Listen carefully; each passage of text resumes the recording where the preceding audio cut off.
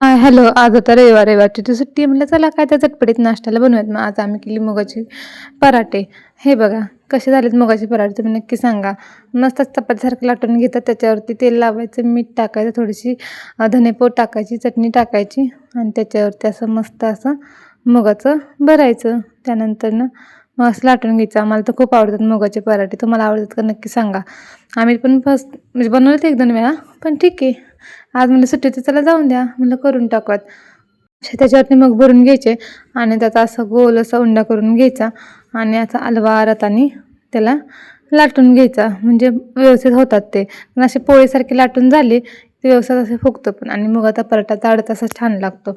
मस्त दोन्ही साईडनी खरपूस भाजून घ्यायचा, म्हणजे खूप चविष्ट लागतो. आणि दह्यासोबत किंवा सॉससोबत आपण तो खाऊ शकतो. काय आमचा गोला तर लय खुश होता, कारण त्याला माहित होतं आज त्याची मम्मा घरी आहे. मग काय, मग मज्जाच मज्जा होती, कारण मम्मा आज कुठे जाणार नव्हती. तो पण आज उशिरापर्यंत झोपला होता. म्हणलं चला झोपला तर झोप, तोपर्यंत सगळी कामं पटपट आवरून घेऊयात. पण कशाचं काय झालं, पराठे झालं की लगेच तो उठला. मग त्याला म्हणत राहिलेली भांडे वगैरे सगळं धुवून घेऊयात. आणि चला आता आज स्वच्छतेचा दिवस, पण सुट्टी म्हणलं की सगळी स्वच्छता आलीच. मग इकडे केला तर मी काढला होता फ्रीज साफ करायला. सगळं फ्रीजमधलं साहित्य एका साईडला काढलं. आता म्हणलं चला फ्रीज पण साफ करून घेऊयात, कारण खूप खराब झाला होता.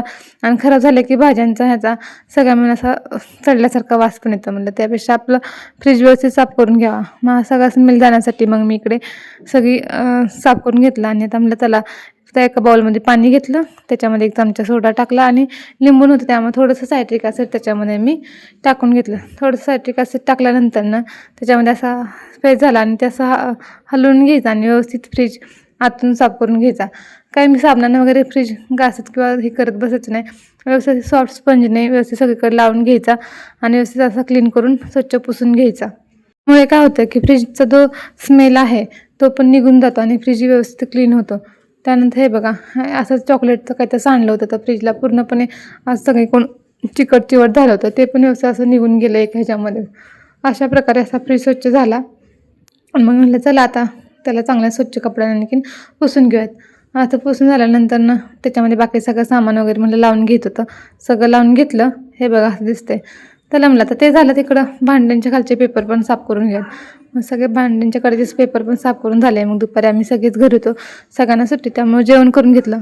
पराठे शिल्लक होते आणि सगळ्यांसाठी केला तर फोडणी तवात थोडासा आराम केला. मग उठल्यानंतर म्हणलं चला आता दळण करून घेऊयात. आणि मम्मीने इकडं गव्हाचं पण दळण केलं. मग बाजरीचं पण करून घेतलं. दोघींनी असं पटपट मिळून केलं, कारण गव्हामध्ये थोडेसे खडे होते, त्याच्यामुळे मग दोघींनी म्हणलं एका सोबत करूयात. त्यानंतर मग आता इकडे आमच्याकडे बैल पोळ्याच्या आदल्या दिवशी असते खंदमळणी. मग आमच्याकडे करतात मग बैलांसाठी मोदक. तर मग इकडे राजगिरीच्या लाह्या भाजत होते, कारण मोदक करण्यासाठी तिथे लाह्या भाजून घेतलं. तोपर्यंत मोदकासाठी मी पीठ मळून घेतलं. थोडंसं पिठामध्ये गरम करून तेल टाकलं, मीठ टाकलं. म्हणलं चला आता बैलांसाठी आणि सगळ्यांसाठीच मोदक करून घ्यात. मस्त असं मोदकासाठी घट्ट असं पीठ मळून ठेवलं आणि म्हणलं बाकीची तयारी करून घ्यात. पीठ वगैरे सगळं मळून झालं. मग मम्मीने इकडे गोळे करून घेतले आणि मी म्हटलं चला आता मी लाटून घेते.